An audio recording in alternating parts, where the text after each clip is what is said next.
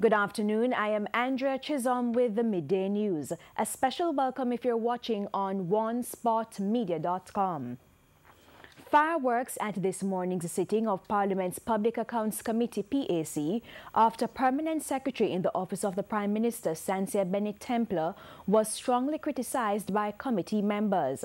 This was in relation to her responses about the terms of reference to be used for the forensic audit into the massive oil losses at PETROJAM and the departure of former Human Resources Manager Yolande Ramharak.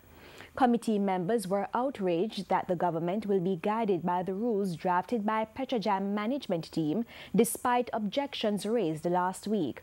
In a subsequent response, the Office of the Prime Minister said a suggested terms of reference was submitted by PETROJAM, but it has to be reviewed by the OPM, the Ministry of Finance and other stakeholders. Mrs. Bennett-Templer gave an update on the process.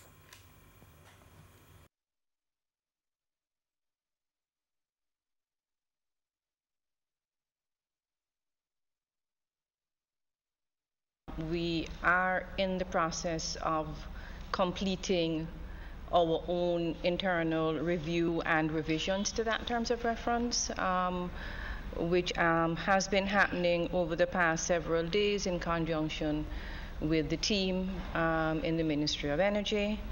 And the TOR will then naturally undergo a review by the portfolio minister, who, as you indicated, is the Prime Minister, with the authority under the PBMA to conduct a special audit. Committee member Everald Warmington questioned why the government was using the TOR, which the committee advised against. You mentioned about review and amendment. What is that the term of reference you're talking about? So an initial draft was prepared, member, and we are now substantially going through and making whatever additions and changes that may be necessary to come to. An initial draft, as I indicated last week, was done by PETROJAM. We're saying that PETROJAM can do the prepare term of reference. You need to go elsewhere. That's what we said last week. We said it last week. And you're coming back with the same thing this week. We're not suggesting that we are going to be issuing the draft that was prepared by PETROJAM. So why mention it then? Member. Prime Minister Andrew Holness ordered the audit following revelations that PETROJAM was unable to account for over 600,000 barrels of oil worth more than $5 billion. We now go to news that chaos erupted in the Manchester town of Spalding following a police killing about 9 o'clock this morning. TVJ News understands that the Independent Commission of Investigations Indicom is on the scene and collecting information about the incident. Residents say it was caused by the two policemen involved to seek refuge in a nearby market. The people say it happened after the police stopped a bus driver known as Short Boss to check his documents. An alleged eyewitness spoke with our news team off camera. After him show him the paper, him tell him say I'm not fee boss. Him say yes, I'm my boss. Why you go tell me I'm show the paper? Him take out one pepper spray, say I go pepper spray right at the left front window. One lady come and start preaching and say the blood of Jesus is against you. The man no do nothing wrong. Residents say soon after the incident escalated into a physical altercation between the driver and one of the policemen. They were trying to put it on a record, but the crowd came down and they were trying to prevent that from happening. After that, now an altercation between the police and the bus driver. I got to understand that the police involved, he pulled his firearm and they started to wrestle, and then the other police officer now came behind and shot the bus driver. The bus driver, who transports students to Knox College and Spalding High, later died at hospital. And TVJ News will have more details on this developing story in primetime news at 7. Sections of Swallowfield, St. Andrew are now under a curfew as the security forces try to quell the upsurge in violence.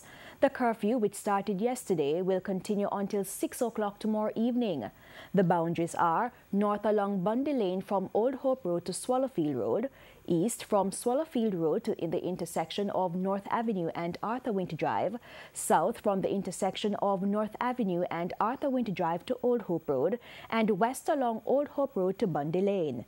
There have been several killings and shootings in Swallowfield in recent months. Just yesterday, 2 persons were shot. The People's National Party, PNP, is collaborating with Crime Stop and is offering a reward for information on the killing of a former Member of Parliament for Portland Eastern, Dr. Linville Bloomfield. Speaking at a press briefing earlier this morning, PNP's General Secretary Julian Robinson said the reward is part of a series of activities being undertaken by the party to honor Dr. Bloomfield's memory.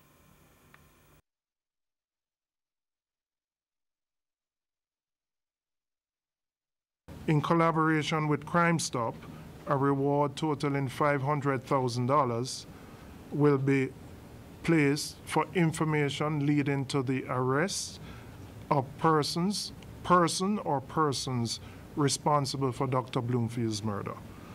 A condolence book has already been opened here at PNP headquarters for those comrades, friends, and well-wishers within the corporate area.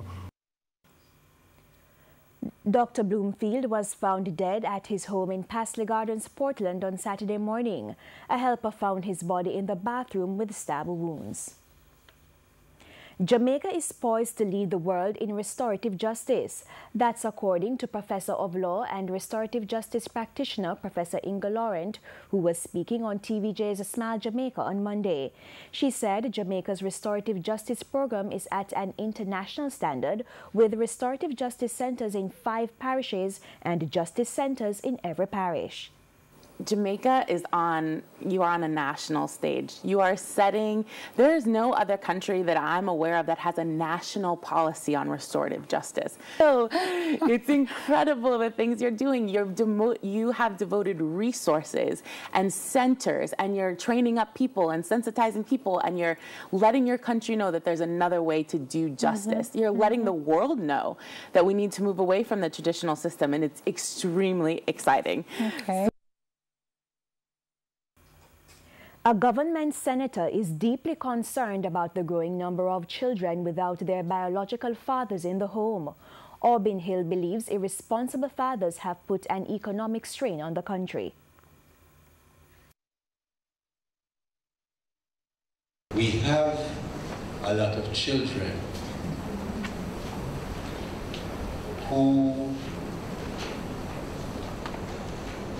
whose fathers don't support them,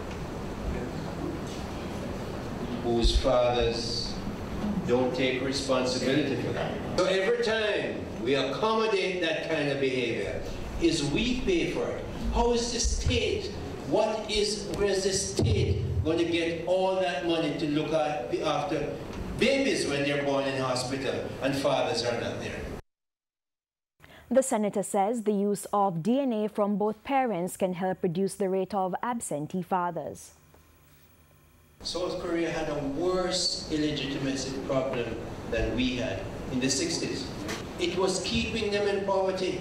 They said, we have to change.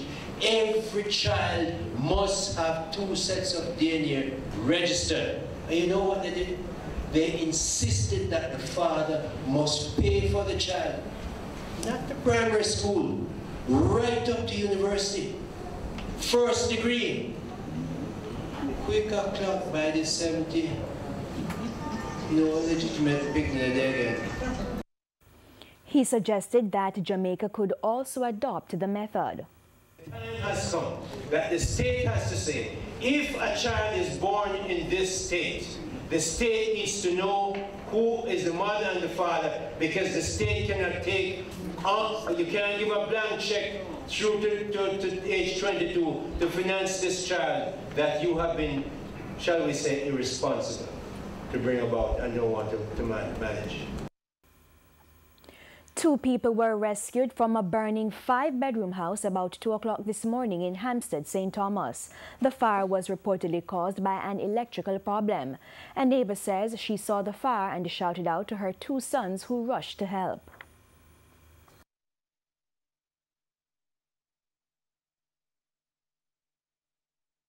When they jump over, they say fire from the ceiling.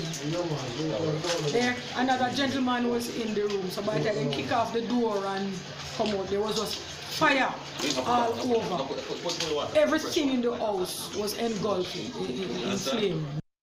Residents say by the time the firefighters got to the scene, it was too late to save anything.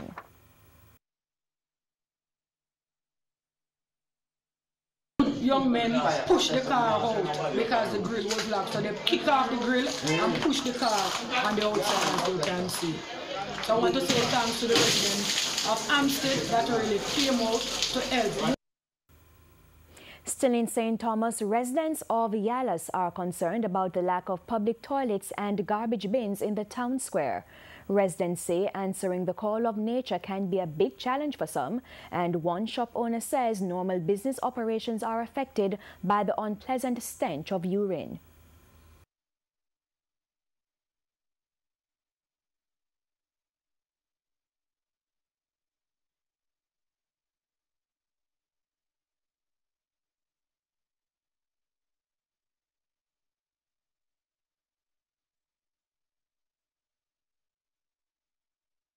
When time them pizza papers up and the sun take it, I pay rentness for the rest of the day come up. Right, a man time I have to use beard the road around, wash it with bleach, everything. The piles of garbage accompanied by feces are another concern. Right now, a big piece in go on in the square, so I'm doing so then dump all sort of full dump down there, then stone, rubbish. But then again, the madman dead sit to go dump down there.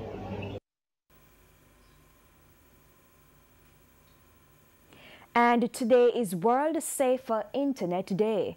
Telecommunications provider Flow partnered with United Nations Children's Fund UNICEF and went into corporate area schools to raise internet awareness.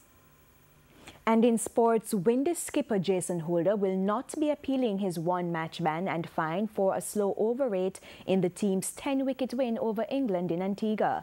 The Cricket West Indies board confirmed that the world #1 all-rounder pleaded guilty to the offence and accepted the proposed sanction, meaning there was no need for a formal hearing. This offence constituted his second minor over-rate offence in a test match within a 12-month period. Meanwhile, 2 commentators both referred to Holder's 1-match ban as odd. Anderson chipping it up in the air, and England have collapsed, and they are nearly there. They are nearly in sight of a glorious, historic win. Just 14 runs away. First of all, it's a massive blow for West Indies. He is the player in form. He's the captain who's gelled this team together and been leading from the front. So a massive blow for them. A huge shame for him that he won't be able to play in this game, which will be a celebration having won this series already. And for the fans who won't be able to see him play. It seemed ridiculous to me that a game that England can't extend beyond a 3rd day, you have a captain banned for a slow over rate. Rules are the rules, the laws are the laws in the game of cricket. But there is a quandary there in that you want to give people their money's worth with the over rate and make sure they get 90 overs in, which we very rarely do nowadays. But you also want to give them their money's worth by having Jason Holder there playing. So it's a double-edged sword that you've given the fans what they want, 90 overs possibly, but you've taken over the one person that a lot of fans on both sides would want to watch in St. Lucia. The suspension means Holder, who led the Windies to an unassailable 2-0 lead in the series, will miss the 3rd test against England in St. Lucia, which starts on Saturday, February 9. And that's the Midday News. I'm Andrea Chisholm. Join us at 7 for the Primetime News Package. On behalf of the news, sports and production teams, good afternoon.